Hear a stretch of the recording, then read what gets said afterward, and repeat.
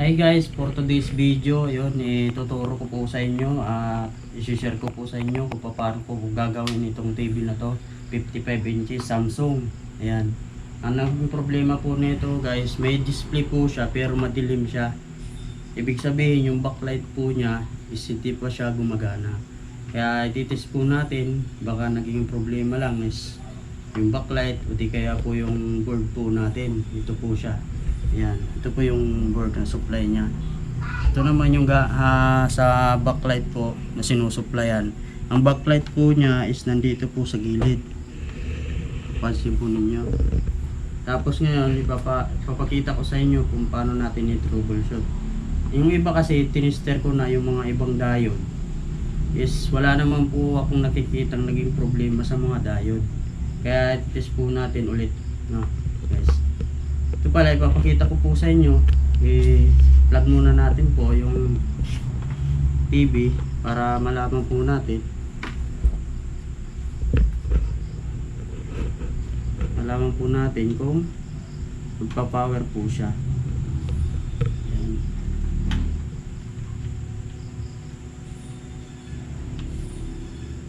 Mapapansin nyo guys, wala siyang ilaw dito. Dapat na ilaw siya dito guys. Ayan, nag-on na po siya. Mapapansin nyo narinig, wala po siyang ilaw dito. Ayan o, madilim. Ngayon, ititis po natin kung yung backlight o sira o hindi. Siyempre gagamit po tayo ng LED TV backlight tester. Ayan. Bumili po ako nito para po pagkalimbawa mga ganyan itong TV, hindi kaya yung mga backlight na yung mga below natitis po natin, tapos na re-replace po natin, napapalitan po natin agad-agad kasi nalalaman po agad natin kung siya po ang naging problema o di kaya yung supply ng board, kaya hindi siya umiilaw kasi dito pa lang nagiging problema na hindi siya nasusuplayan. Ayan. Pansin nyo guys, wala siyang ilaw. Ngayon ititis po natin yung connector po ng papunta sa backlight. Tanggalin po natin to, yung supply nya, yung power. Yan. Yan, gagamit po tayo ng tester, backlight tester. Yan guys, ito po siya guys, ititester ko po siya.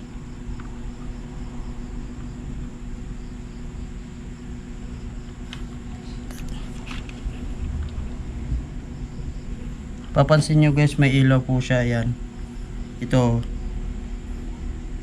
guys oh. Yan sa may bilog na guys oh. Iilaw po siya. Ginamitan po natin ng tester backlight. Ayan. Yan. Papansin po ninyo. Yan, may ilaw po siya. Yan.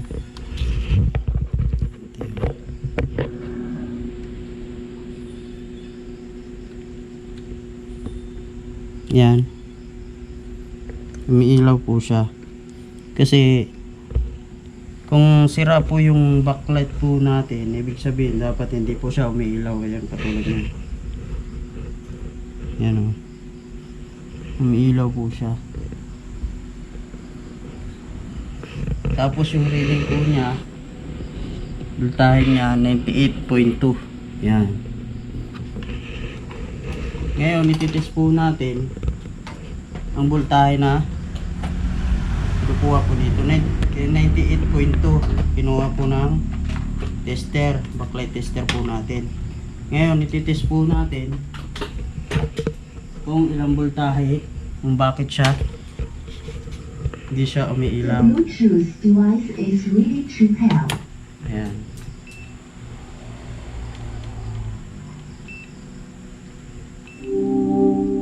Ayan, na siya. Tester po natin guys.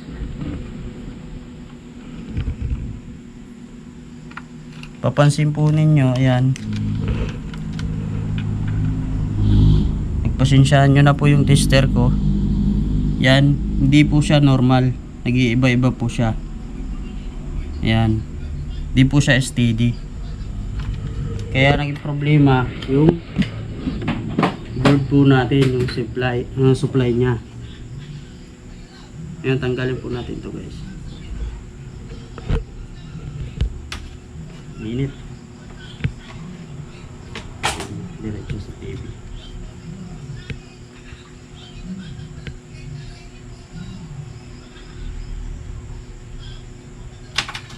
Ngayon guys, magtitester po tayo ng mga diode. Kasi kadalasan talaga nasisira niyan. Ito, yung mga diode na yan. Yan, mga yan.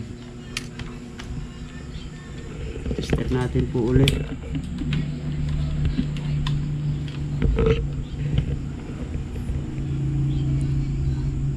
Yan, meron. Baliktarin po natin, reverse.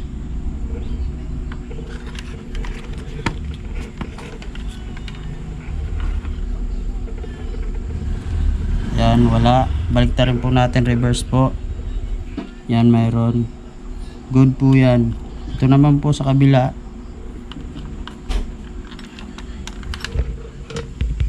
Ito naman po sa kabila. Ito po. Ito po natin. Yan, wala.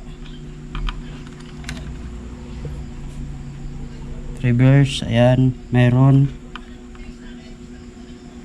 Mayroon, reverse.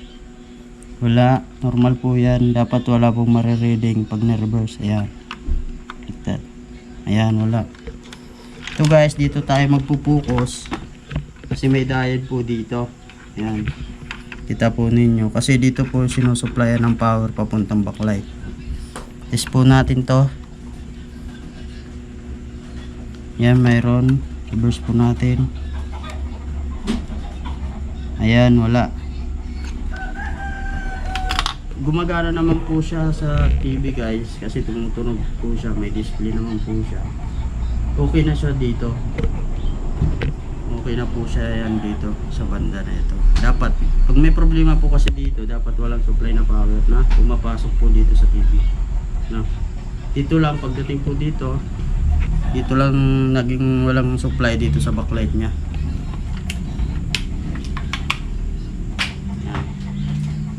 Bali, mag-check po tayo. Hanapin po natin. Tanggalin po natin to.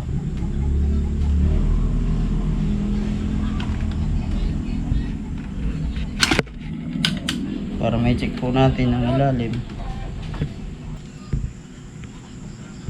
Kasi hindi lang po dito ang mayroong mga diode. Meron po dito kabila.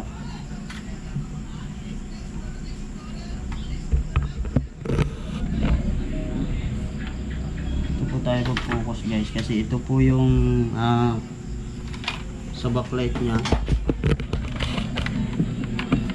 yung galing po dito, positive negative, kadugtong po siya.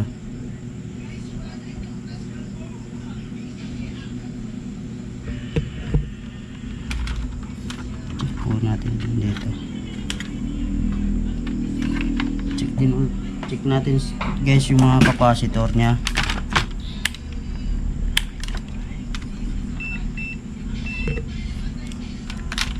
Itong tatlo guys, kasi siya pwede siya kahit maayos siya tignan, walang pumutok o lumubo niya, hindi natin po alam. Check na rin po natin.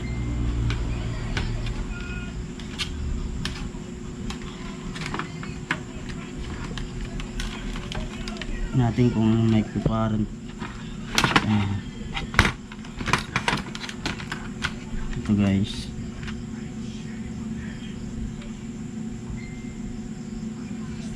tingnan natin kung ilang magkiparent siya. 4.7.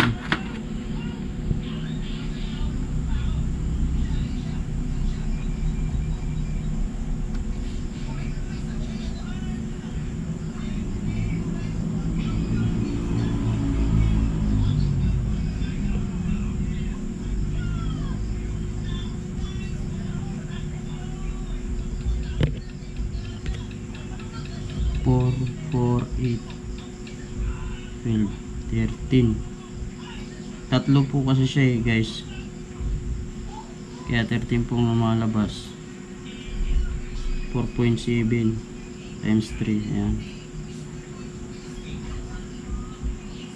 13.32 microfarad. Ayan guys, makikita po ninyo sa tester. Nakaparal po siya na connector dito siya. Tatlo na yan. Ayan, 13.27. Ayan. Okay naman po siya guys. Ayan, check po tayo dito.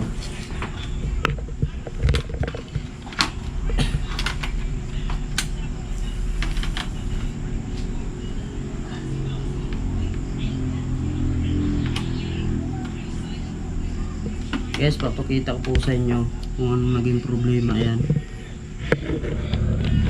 Pero ang cellphone, may nakita po ako. Kasi na-test po natin yung iba. Wala talaga. Okay naman po siya. Yung microfarad niya, 4.7. Tsaka yung mga diode. Wala namang problema. May nakita lang ako guys ito. Pansin po ninyo. Ayan. Ganito po siya. Hindi siya nakakonekta guys. Ayan, makikita po ninyo. Nakakala yung cellphone na.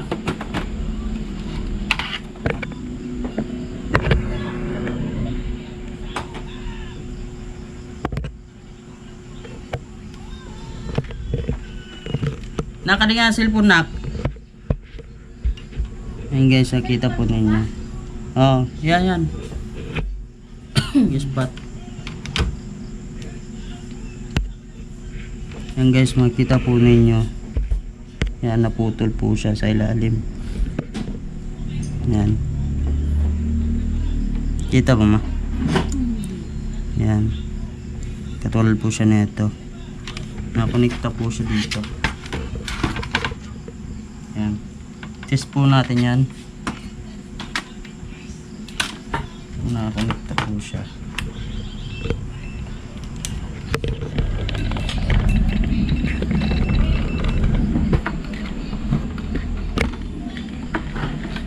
Dapat siya guys, tunog.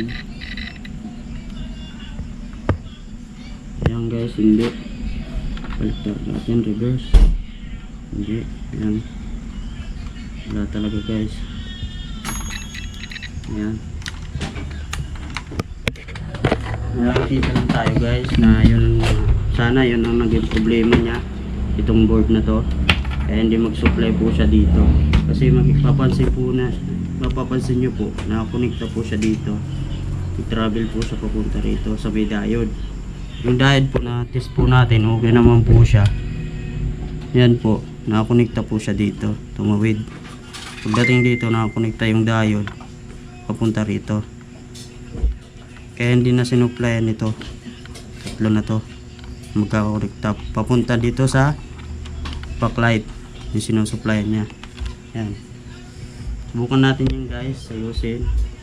Connect po natin yung dalaw na yan. Guys, hindi po pala ako electronics. Electrician po ako. Kaya po ako gumagawa lang ng mga ganito. Kasi sinusubukan kong mag-ayos ng mga TV o ref o kahit ano, washing machine, yun. Kasi baka makakuha po ako ng mga idea kung paano po gagawin. Halimbawa katulad ngayon, SD ko po, kaya ayun, dinala ko po dito itong TV na to dito sa bahay para i-check ko siya kung anong naging problema niya. Kasi nung araw na yon, hinahanap ko talaga kung anong naging problema niya. Kasi yung mga diode, nalilito ako, yung mga diode okay naman po siya po. Ulit ko tinitest. Bakit hindi siya nasusuplayan na nag-iiba-iba yung tester ko pagdating po dito yung voltahe niya. Kaya ngayon po na RSD ko, napukusan ko po siyang ayusin. May nakita po ako naging problema. Yan guys. Mga simple lang po ang naano ko. Pero mas maganda po yung mga medyo may hirap, mga experience na ano, mas maganda rin po talaga. Kaya bilang electrician lang, sana mas maganda na ano tayo ng mga ganitong pyesa pang electronics. Kasi di naman tayo malayo dun sa electronics at saka sa electrician. No?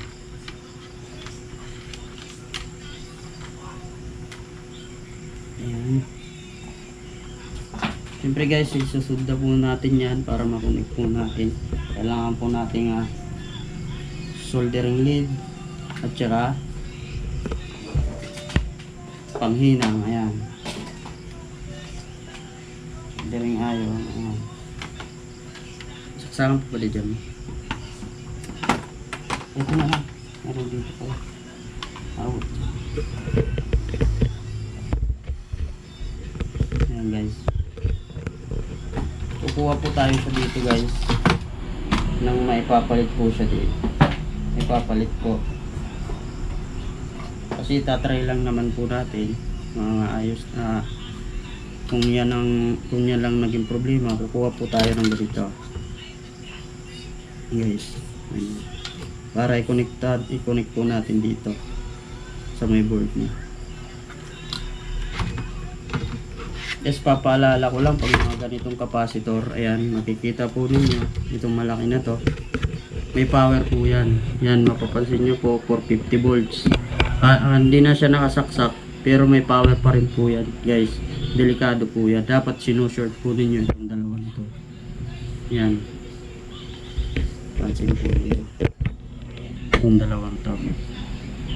Pansin po ninyo, 450 volts, malakas po yan. Hindi ba madali yan. Kaya huwag niyong basta-basta niyang i-short pag gumagawa po kayo ng mga ganito. Nalalaman ko rin yan sa panonood din ng mga electronics na gumagawa. Kasi yung iba kasi, siyempre bilang electrician, hindi para tayo expert na mga ganitong mga ganitong paggagawa ng mga TV, kasi electronics, electrician po ang pinag-aralan po natin. Pero sa akin, gusto ko po siyang pag-aralan para mas maganda po. Kung halimbawa lang magpapayos, mas maganda rin po talaga siya. Pinapainit lang po natin para makuha natin dito sa may board. Ito po kasi, madalas po ako sa trabaho ko, madalas po ako mag-ipon ng mga ganitong mga board. Kasi yung ibang mga pyesa, pwede ko pang pakinabangan mga yan. Kasi gumagana po siya. Pag may mga kaparehas siya, may kuparat, pataas, paresya, kupara, diode, yun, pwede siyang magamit. Mga ganito. Okay guys, ito lang naman po ang kukunin natin eh. Pwede po yan makuha po natin. Hinangin lang po natin, kukunan natin. Kasi kakabit po natin siya dito. Tapos try natin kung iilaw na po yung backlight niya. Kasi ang problema nito, siya may display siya pero wala siyang backlight, madilim. Lapit mo.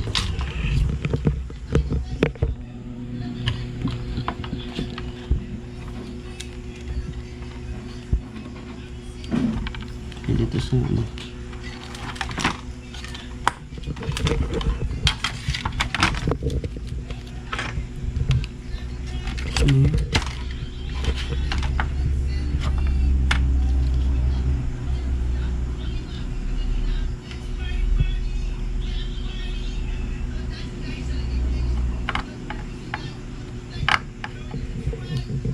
ko lang pantanggal ko ito na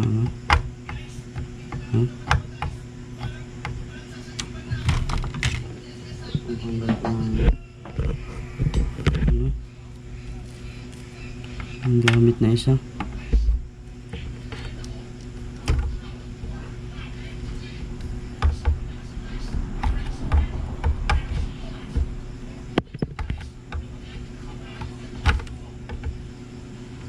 Ang pambomba ko.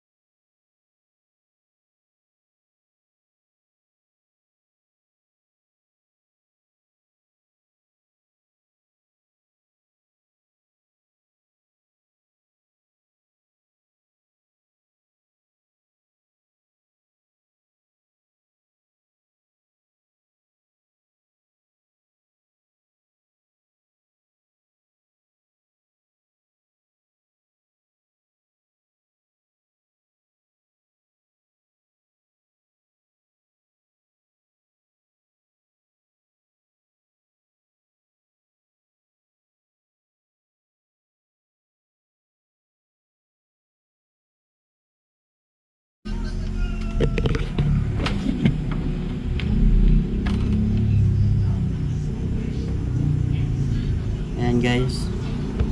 Papansin po ninyo guys, meron na po siya, may ilaw na po. Ayan. Okay na po siya guys. Ayan, mapapansin po ninyo. Kaya mga ganun po, mapapansin po ninyo yung mga diet kasi matitis po ninyo na maayos. Pero hindi po natin alam, mga ganito po, hindi po natin alam, nasa ilalim. May putol po siya, kaya wala po.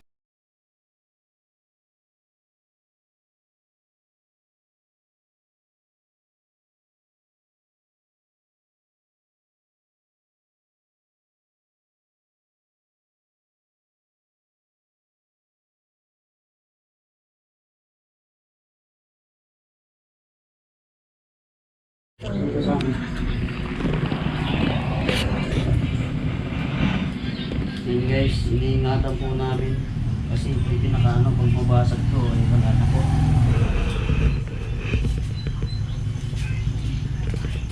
Subukan na natin guys kung okay na po siya para makita po natin yung display niya.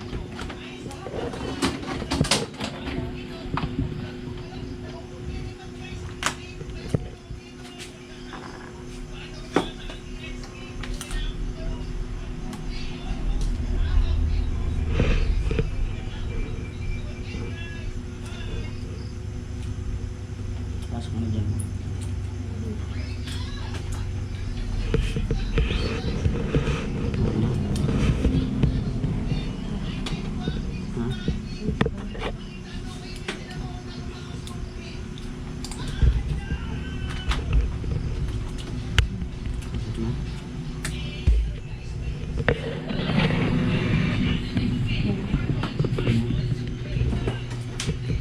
Okay guys, pupunit na po natin.